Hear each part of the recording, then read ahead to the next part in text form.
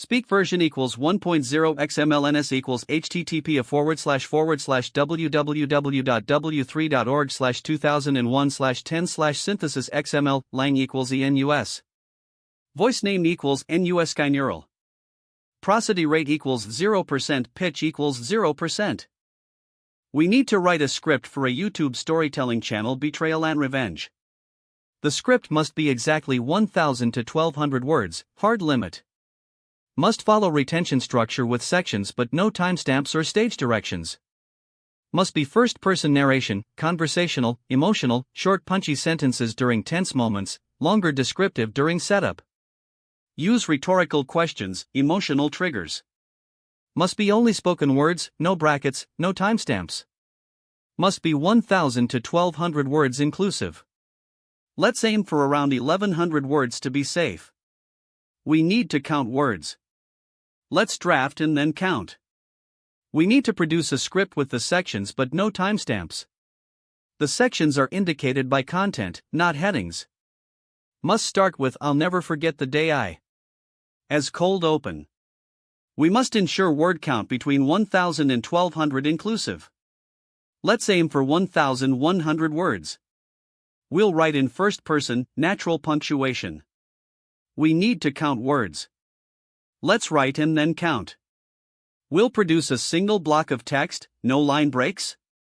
Probably okay to have line breaks, but they count as words?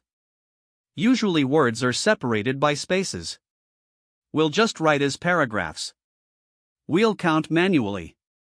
Let's start drafting. We'll write, "I'll never forget the day I walked into our kitchen and found a stranger standing over my husband's body, a gun still smoking in his hand. The air smelled of copper and cheap cologne. My heart hammered so loud I thought the neighbors could hear it. I froze. The man turned, eyes cold, and whispered that the job was done. In that second my world collapsed." That's cold open. Then setup, talk about relationship, trust. Then betrayal, reveal the plan, the hitman hired by spouse, the narrator's spouse? Actually, the narrator is the spouse who hired a hitman? The topic, a spouse hires a hitman but the plan backfires completely. The narrator could be the spouse who hired the hitman? Or the victim. The prompt says a spouse hires a hitman but the plan backfires completely. The narrator could be the spouse who hired the hitman, but then the plan backfires. Or the narrator could be the other spouse who discovers the plot. The cold open says, "I walked into our kitchen and found a stranger standing over my husband's body." That suggests the narrator is the wife, or husband, discovering the hitman killed the spouse. But the topic says spouse hires a hitman. That would be the narrator's spouse hired a hitman to kill the narrator? Or the narrator hired a hitman to kill spouse? The phrase "a spouse hires a hitman but the plan backfires completely" could be either. The cold open, "I walked into our kitchen and found a stranger standing over my husband's body." That suggests the husband is dead, the narrator is the wife. The spouse, husband, hired a hitman to kill the narrator? But the hitman killed the husband instead? That would be a backfire. Or the narrator hired a hitman to kill the husband, but the hitman killed the narrator? Better to have narrator be the spouse who hired the hitman, but the plan backfires, the hitman kills the narrator instead? But the cold open says, "I walked into our kitchen and found a stranger standing over my husband's body." That implies the narrator is the wife, husband is dead. The spouse, husband, hired a hitman to kill the narrator? But the hitman killed the husband. That is a backfire. But the narrator is the wife, not the one who hired. The topic says a spouse hires a hitman but the plan backfires completely. Could be the husband hired a hitman to kill the wife, but the hitman kills the husband. That fits, the spouse, husband, hired a hitman, but the plan backfires, hitman kills the husband. The narrator is the wife, discovering the scene. That works. But the script is first-person narration from the wife's perspective. She tells the story of how her husband tried to have her killed, but the hitman turned on him. That is a satisfying revenge/karma. We need to follow the structure: cold open, midnight to 0:30, setup, 0:30 to 1:30, betrayal, 1:30 to 3 o'clock, aftermath, 3 to 5 o'clock, revenge/karma, 5 to 7 o'clock, close.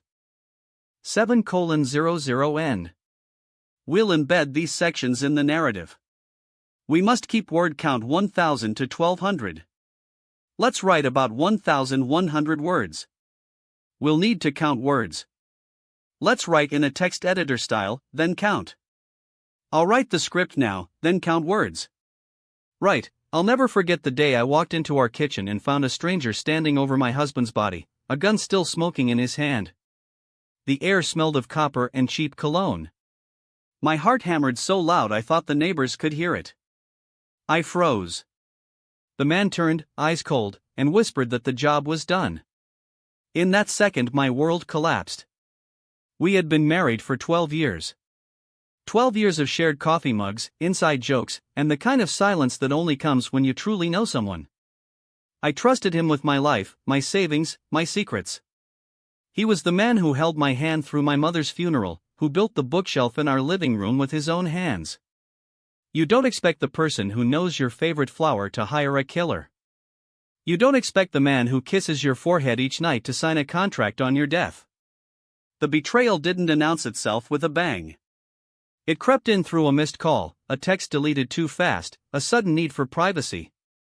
I found a receipt in his coat pocket, a down payment for a security consultation. The amount was odd, the company name vague. My gut twisted. I followed him one rainy night, watched him slip into a dimly lit bar, slide an envelope across a sticky table. The man who took it wore a leather jacket and a smirk. I heard the words clean and untraceable. My blood turned to ice. Confrontation came 3 days later. I stood in the doorway of our bedroom, the envelope trembling in my fingers. He laughed, a low, ugly sound.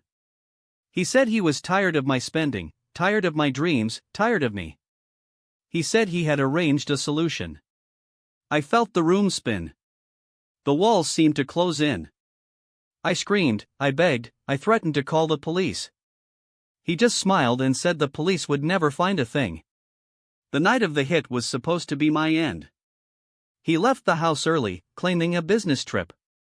I waited, phone clutched, heart a frantic drum. Then the front door burst open. The hitman entered, silent as a shadow. He moved toward the bedroom where I hid. But something went wrong. The hitman hesitated.